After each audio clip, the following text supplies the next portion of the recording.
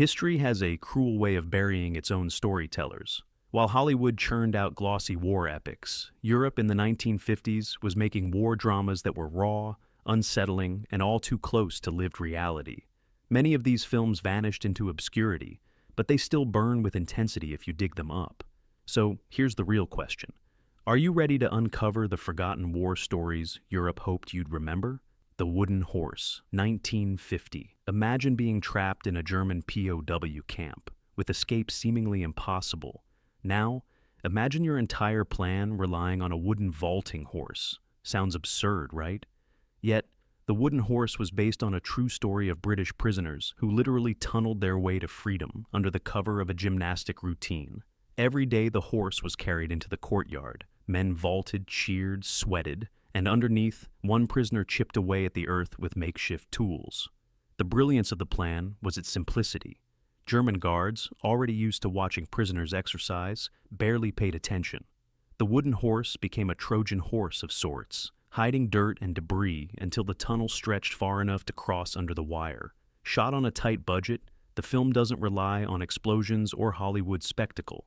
Instead, it thrives on suspense, authenticity, and the sheer nerve of men who had nothing left to lose.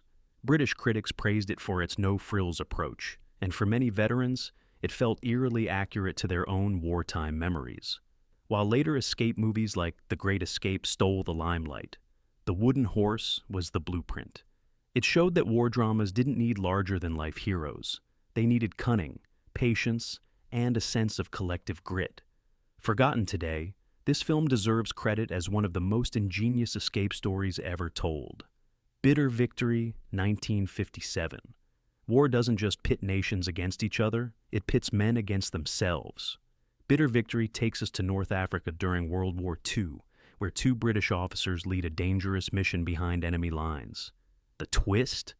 They despise each other. One is brave but reckless, the other cautious but bitterly insecure.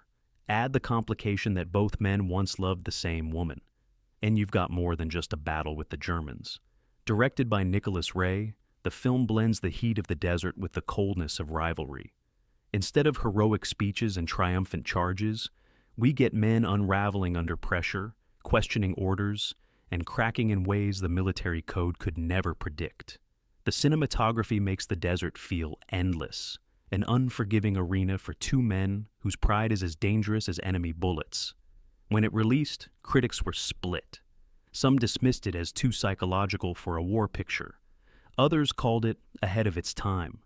Richard Burton and Kurt Jürgens bring raw intensity to their roles, showing that the real enemy often lurks inside the human mind. Forgotten. By most audiences today, Bitter Victory is worth rediscovering for how it strips the glamour from war. It suggests the battlefield isn't always about strategy or courage. It's about ego, jealousy, and choices that echo long after the guns fall silent. The Steel Helmet, 1952. War dramas often focus on sweeping battles, but The Steel Helmet zooms in on one man's claustrophobic survival. The story follows a German soldier left for dead in the aftermath of a brutal skirmish. Waking beneath a shattered helmet that saved his life, he staggers through ruined villages and abandoned landscapes, haunted by memories of comrades who didn't make it. Unlike Hollywood's war pictures, this European production doesn't aim for spectacle. It's stripped down, quiet, even suffocating. The helmet becomes both a literal protection and a metaphor for isolation, keeping him alive, but cutting him off from the world. Along the way, he encounters civilians who look at him with suspicion, fear, and sometimes pity. There are no grand speeches, no big triumphs, just the grinding loneliness of survival in a world that doesn't want him back. Visually, the film is stark. Long silences dominate, broken only by distant gunfire or the sound of boots crunching over rubble. The effect is hypnotic, as if war itself has emptied the land of meaning. When it was released, the film received praise for its psychological intensity, but was quickly overshadowed by bigger, more action-packed war movies. Today, it's almost impossible to find outside of archives, yet its message endures. War doesn't just kill armies, it leaves ghosts walking in daylight. Forgotten and rarely screened, The Steel Helmet deserves a second look as one of Europe's most haunting post-war dramas. Decision Before Dawn, 1951. What happens when the Allies recruit the enemy to fight their own war? Decision Before Dawn digs into this uneasy moral territory, following German POWs enlisted as spies for the Americans in the final years of World War II. It's a perspective rarely explored in post-war cinema, the idea that loyalty can bend, crack, and even realign under desperation. Shot amid the real ruins of post-war Germany, the film has a haunting authenticity. Bombed-out streets aren't studio backdrops, they're the scars of a nation still reeling. The central figure, a young German nicknamed Happy, is torn between doing the right thing and betraying his countrymen. He's not a clean-cut hero, but a fractured man caught in a war with no good choices. The film earned an Academy Award nomination for Best Picture, but over time, it vanished from the popular conversation. Perhaps audiences weren't ready to empathize with Germans so soon after the war.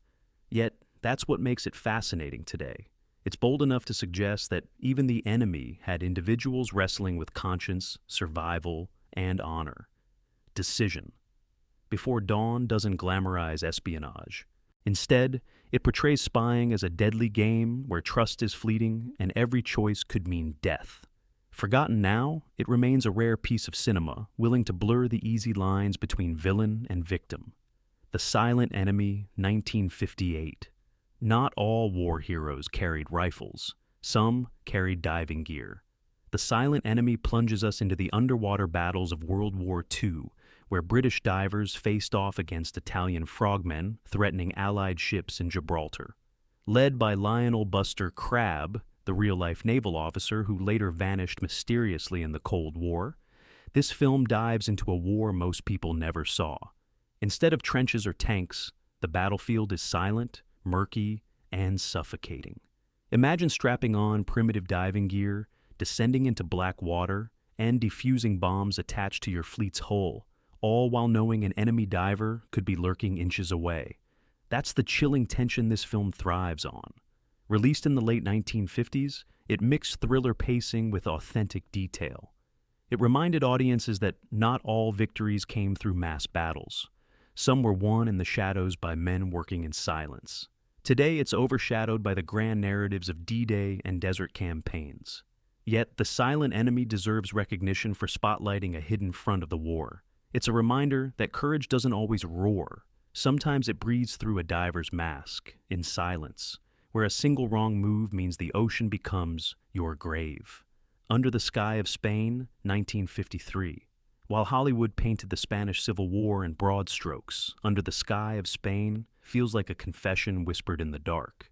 The film follows a soldier who returns home years after the war, only to find his memories fractured and his village haunted by silence. Instead of glorifying combat, it lingers on what war leaves behind: suspicion, betrayal, and people too afraid to speak the truth. This was Spanish cinema walking on thin ice. In the 1950s, censorship under Franco's regime loomed large. Directors couldn't openly criticize the dictatorship, but they could tell allegories. This film's soldier is less a man than a symbol for a country scarred, denied closure, and caught in a fog of half-buried truths. Visually, the movie leans into atmosphere, quiet landscapes, tense family dinners, shadows falling over once vibrant town squares. It's less about what's said than what hangs unspoken in the air.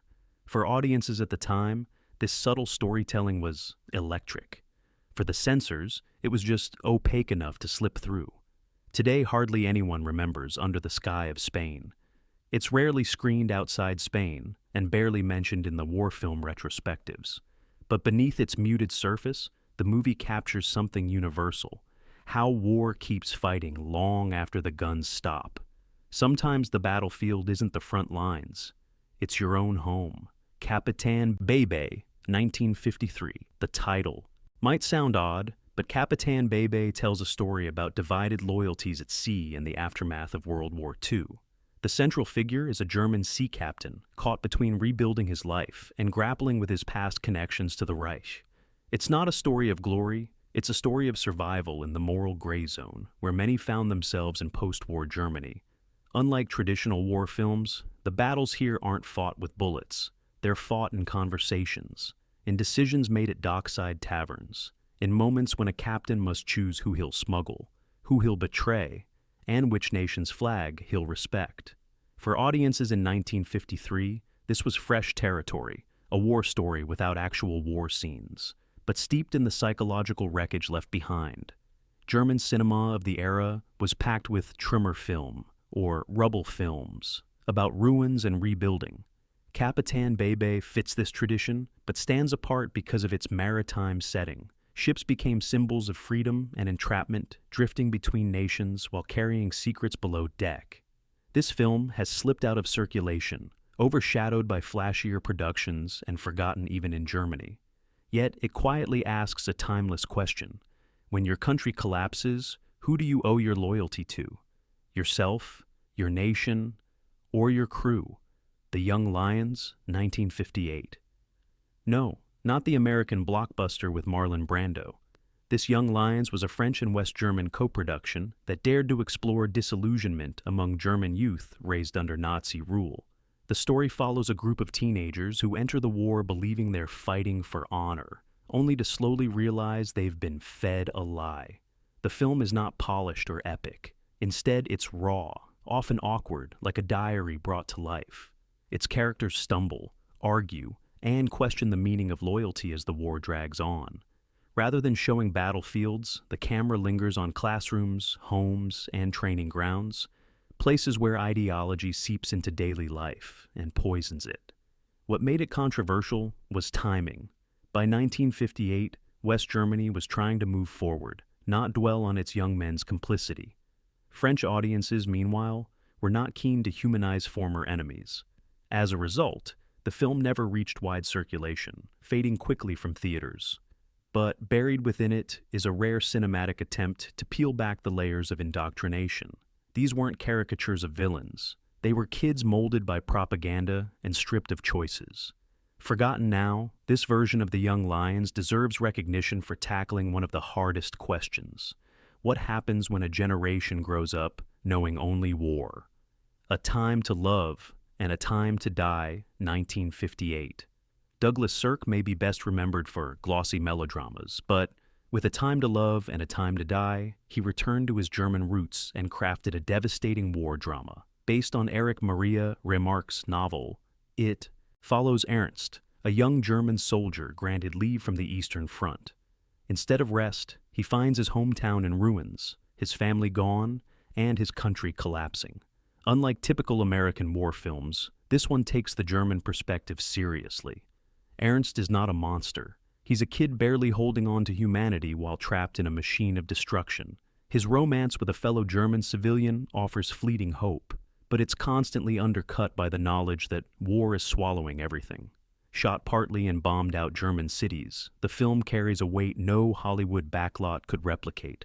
The rubble is real, the despair is real. And Sirk, himself an exile from Nazi Germany, infused every frame with the ache of memory.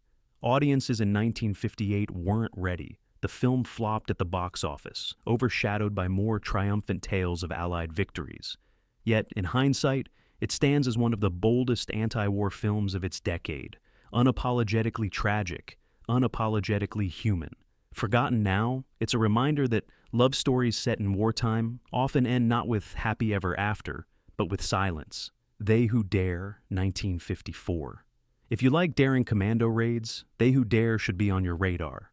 The film tells the story of a British Special Forces mission to sabotage German airfields on the island of Rhodes.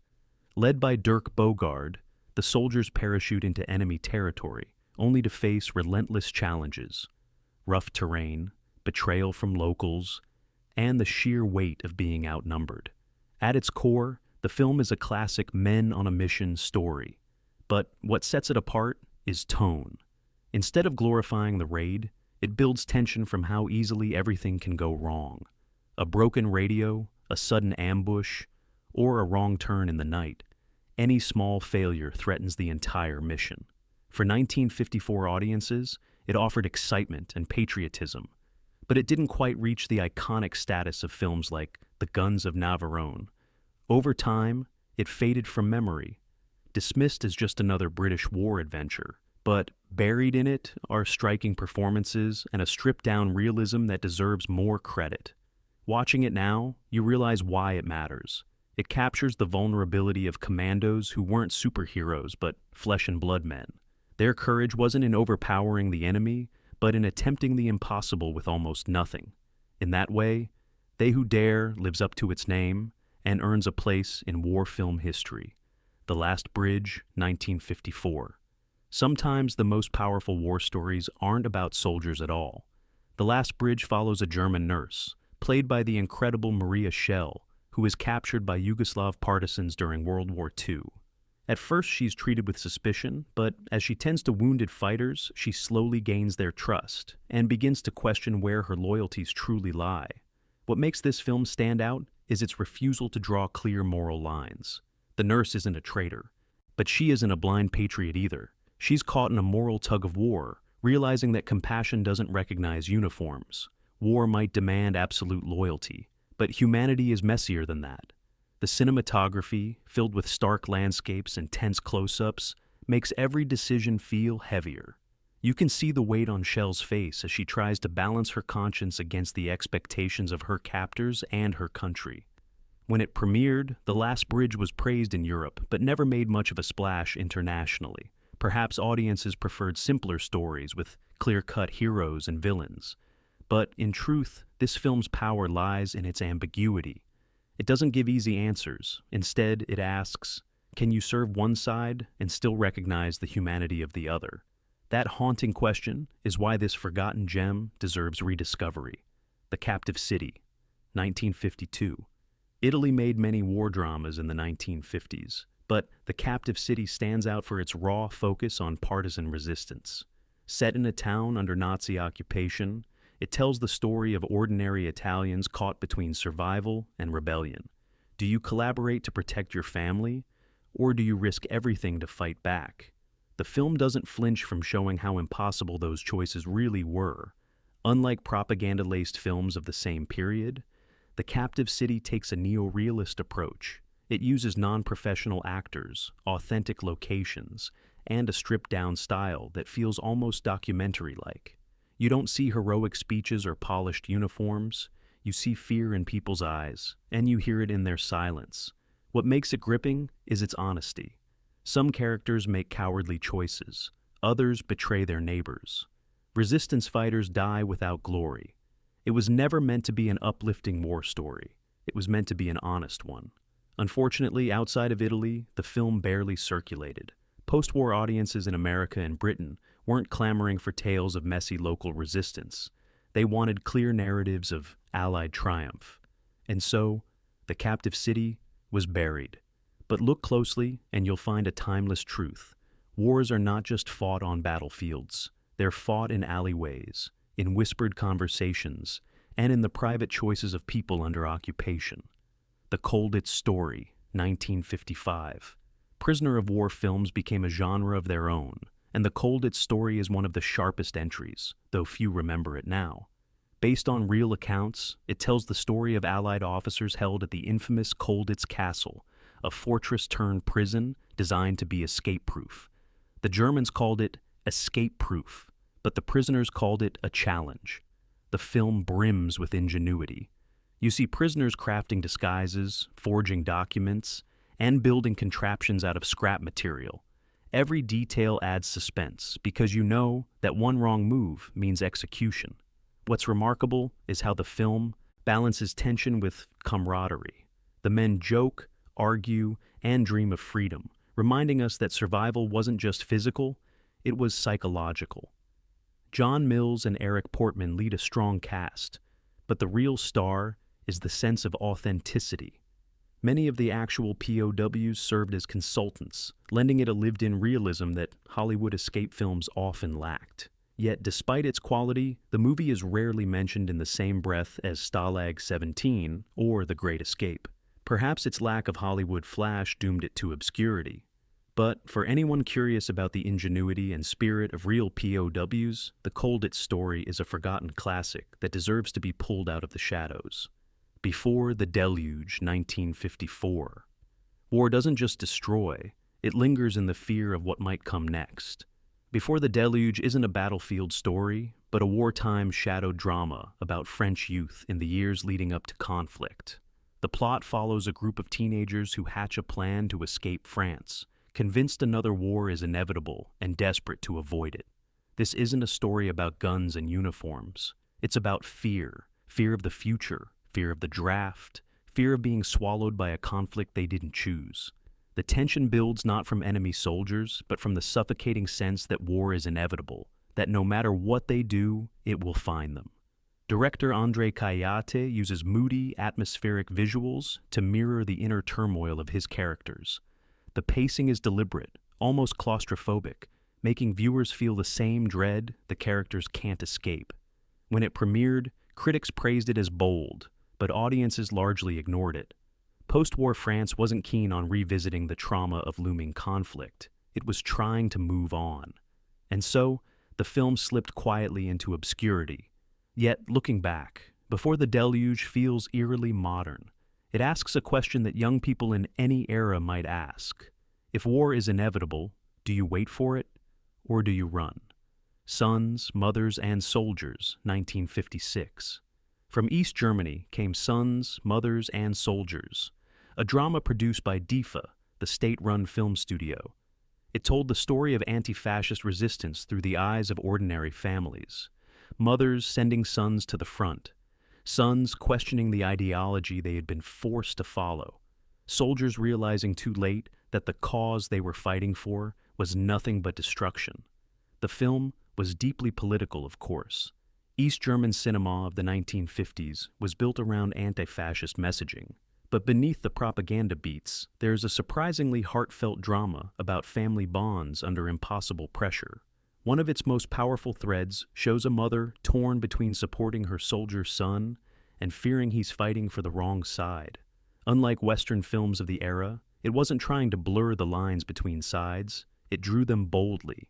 Nazis were villains. Anti-fascists were heroes. Yet within that framework, the movie delivered moments of human struggle that transcended ideology. Over time, the film became a relic of Cold War cinema, little seen outside East Germany, and almost forgotten after reunification. But if you can find it, Sons, Mothers, and Soldiers offers a fascinating glimpse into how Eastern Europe remembered the war, not as a distant history, but as an immediate moral lesson. It may be forgotten now, but it remains a unique piece of cinematic memory. There you have it. 15 forgotten European war dramas that once carried the weight of memory, but slipped into the shadows. These aren't glossy tales of victory. They're messy, complicated, and painfully human. Which one surprised you the most? Drop your thoughts in the comments, and don't forget to subscribe for more hidden gems from cinema's dusty archives. Because history doesn't just live in books, it lives in the films we almost forgot to watch.